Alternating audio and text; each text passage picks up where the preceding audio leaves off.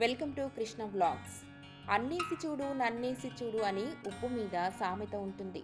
అలాగే తినడానికి ఎన్ని రకాల వంటలైనా ఉండనివ్వండి, మళ్ళీ అందరూ నన్నే అడుగుతారు అంటుంది పప్పుచారు. అది పప్పుచారు స్పెషాలిటీ. పప్పుచారుని సాంబార్ అని కూడా అంటారు. మరి ఆ పప్పుచారును ఎలా చేసుకోవాలో చూద్దాం రండి.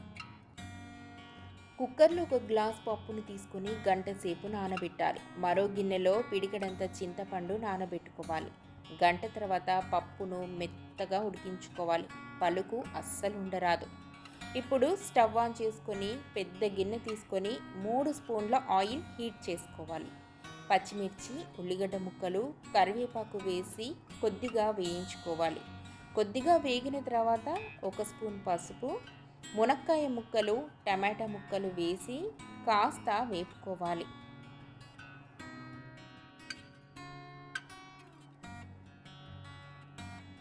కాస్త వేగిన తర్వాత 2 స్పూన్ల కారం, 2 స్పూన్ల ఉప్పు, హాఫ్ స్పూన్ మెంతి పొడి, హాఫ్ స్పూన్ జీలకర్ర పొడి వేసి బాగా కలిపి నానబెట్టుకున్న చింతపండు రసాన్ని, అలాగే ఉడకబెట్టుకున్న పప్పును కూడా వేసి 10-15 నిమిషాలు మీడియం ఫ్లేమ్లో మరిగించుకోవాలి. మరిగించుకునే ముందు వాటర్ కాస్త తక్కువైతే యాడ్ చేసుకోవచ్చు. 10-15 నిమిషాల తర్వాత చివరిగా కొత్తిమీర వేసి స్టవ్ ఆఫ్ చేయాలి. మరో చిన్న గిన్నె తీసుకొని 2 స్పూన్ల ఆయిల్ హీట్ చేసుకొని కచ్చాపచ్చాగా దంచుకున్న వెల్లుల్లి వేసి ఆవాలు, జీలకర్ర, ఎండుమిర్చి కూడా వేసి తాలింపు పెట్టుకుంటే అద్దిరిపోయే పప్పుచారు రెడీ.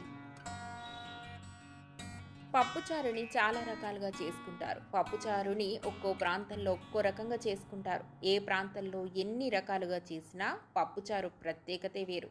ఇంకా ఎందుకు లేట్, మీరు కూడా ట్రై చేయండి.